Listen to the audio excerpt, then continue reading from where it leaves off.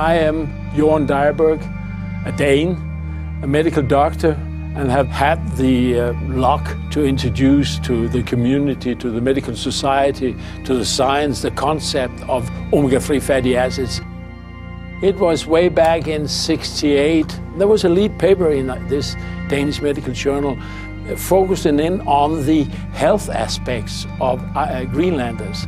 And one of the strange things was that they had a low incidence of coronaries, a very low incidence of coronary heart disease, in spite of their traditional diet, which was based on fatty fish and seal, which is a fatty animal.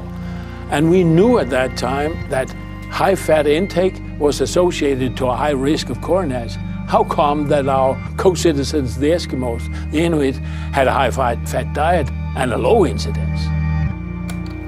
So we said, we will go to we have to go to Greenland and do examination of the blood of Eskimos to see how come that they don't have coronaries. They should have a high cholesterol. Maybe they don't have. Let's go up there. And we managed to come up there, and we managed to collect blood from 130 Eskimos living from seal and fish and their wives in remote settlements and the northeastern part of Greenland. And that blood we brought back home and we analyzed it. I did the lipoproteins up there and we presented the results. And this was that. We had seen they had lower blood cholesterol, but not that much lower, so there must be an extra explanation. I had a gas chromatograph that could do fatty acid analysis. And we simply said, we have 130 samples of Eskimos. No one will ever collect 130 fasting samples of blood from Eskimos living from seal and whale and fish.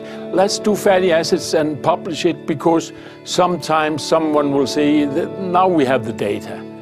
And then we started a 2-year gas chromatic analysis on this old machinery and found 2 new fatty acids we haven't seen before.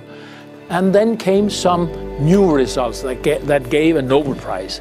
2 Swedes and an Englishman found out that from omega-6 fatty acids there could be formed in our body prostaglandins that regulates a lot of things, but amongst them also the blood thrombotic phenomenon. When you cut a vessel, the blood plates stick together and make a tiny thrombus, and this is initiated or promoted by these prostaglandins from omega-6 fatty acids. And we suddenly got the idea that what if that from our omega-3 fatty acids that nobody cared about or knew about for that side, icosapentaenoic acid, could be made prostaglandin that didn't favor the clotting that much. That would mean 2 things. The Eskimos would have a certain bleeding tendency. If they cut themselves, they would bleed longer. But second, they wouldn't make blood clots that easy. And you know, a heart attack or a coronary is a blood clot in a coronary artery.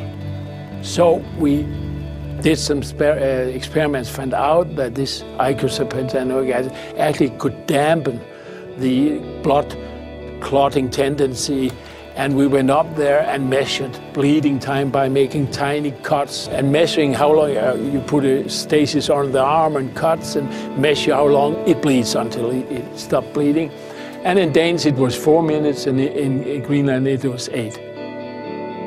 And they had a high level of EPA, and we published that, and this was the birth of the omega-3 story. In short terms, the story of how omega-3 was introduced to the public, to the industry, to the medical society, and to science.